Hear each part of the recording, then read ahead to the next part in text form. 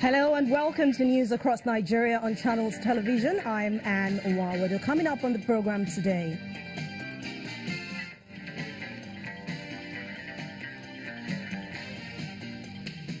Controversy as Olusegun Mimiko returns to the Labour Party following the former governor of Ondo State's resignation from the People's Democratic Party.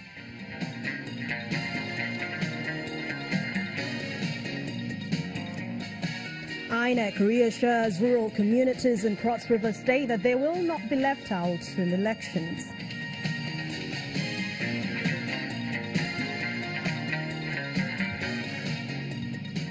Today is World Blood Donor Day. The United Nations draws attention to the need to save lives.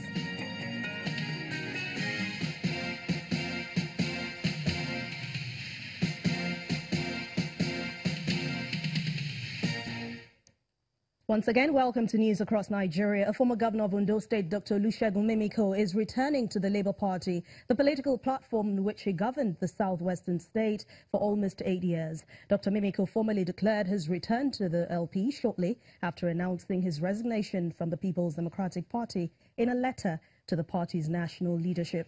But his return to the Labour Party, which he had earlier dumped in favour of the PDP, appears to be the subject of controversy between two LP factions. A factional national chairman, Abdulkadir Abdul Salam, who spoke in Ondo town today at a rally heralding Dr. Mimiko's return, insists that the former governor is welcome to their fold.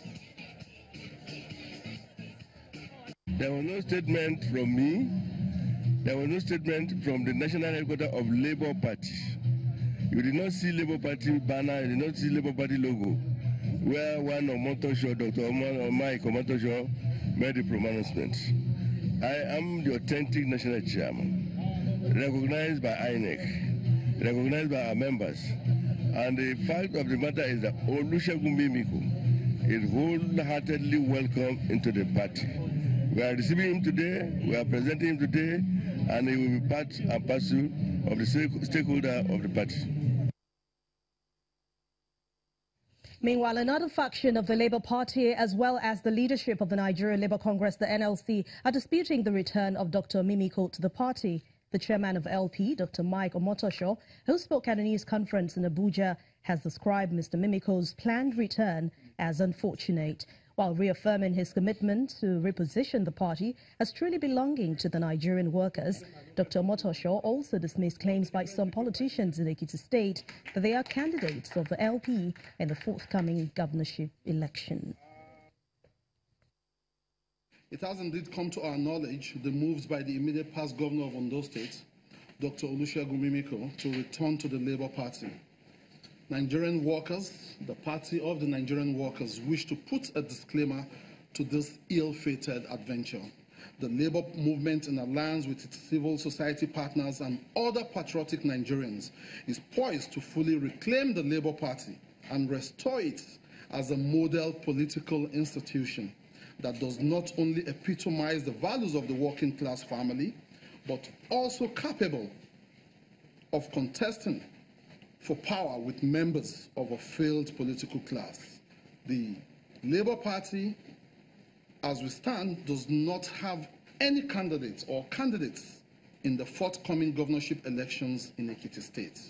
INEC, workers, and the Ekiti electorate should not allow themselves to be deceived by the antics of political impostors. Hard-to-reach communities in Cross River State have appealed to the Independent National Electoral Commission to decentralize registration centers to allow them get their permanent voter cards. The residents are complaining that it costs them up to 3,000 naira to get to the nearest INEC office for registration. INEC says that it's aware of the challenges and it is working towards the more effective distribution of the system to these affected communities. Cross River State in south-south Nigeria, like any other state, has communities that are difficult to access. As election day draws closer, residents are being educated on the importance of their permanent voters card, both religious and community circles. If you want to really enhance this unity in our country, Nigeria, it's really important that we carry out our duty, our responsibility as Nigerians to vote into office who we think is proper or who we think can really lead us. Your vote is your right. Your permanent voter's card is your property. So every mature individual in Nigeria is supposed to have that permanent voter's card. As this information reach you today, talk to your neighbor, talk to your brother, talk to your mother, talk to your father, talk to your children, so that collectively all of us will create this awareness in our community and outside our community, so that when election comes tomorrow, we'll be able to use our PVC very, very judiciously. Residents on their part are asking for decentralization of registration centers to enable them perform their civic right, as transportation from the community to the council headquarters, which serves as the only registration point, is quite costly. It's very difficult for you to get to the registration center from Alfokpa.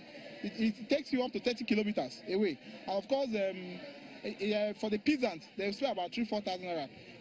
Individually, we have tried to mobilize people to go there and register, but it's very challenging. So we need to come and encourage them more to keep doing that. Let the governor help us, because our women, they too, they suffer because of the transport to go there to collect their identity card. The state's resident electoral commissioner offers an assurance that communities across the state, especially the rural areas, will be properly catered for. We are going to look into it and to ensure that every person in every community will have the access of collecting his own permanent voter's card. We are going to work out strategies, as I said earlier on, to ensuring that every person that has a permanent voter's card will collect his or hers. That's going to be done in collaboration with every stakeholder in the state. With the 2019 elections approaching, it appears citizens are getting increasingly aware of the power of their permanent voter's card, which in turn informs the enthusiasm with which the document is being demanded for.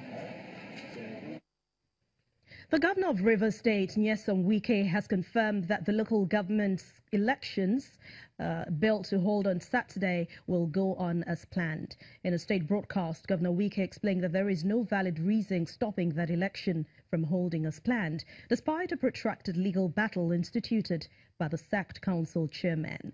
The governor is, however, concerned that some members of an opposition party are planning to cause mayhem on the eve of the election and scare away voters. He called on the security agencies to enforce the no vehicular or person movement on that day. Legal challenge continues. The people of Rivers State are denied their rights to freely elected officers to run the councils democratically. However, as things stand now, we have no other choice but to conduct the local government election and allow democracy to settle and thrive once again at the grassroots and drive the development of our communities. It was on this strength that I directed the Rivers State Independent Electoral Commission to initiate the process of conducting local government election in the second quarter of 2018 so that the councils can properly be constituted to discharge their constitutional responsibilities to the people. In compliance with this directive, the Rivers State Independent Electoral Commission has since started the process and fixed the local government election in the state for Saturday, the 16th of June, 2018. When News Across Nigeria returns in just a moment, we'll be moving away from politics and taking a look at the civil service in Bayelsa State and what the governor is advising residents. Stay with us.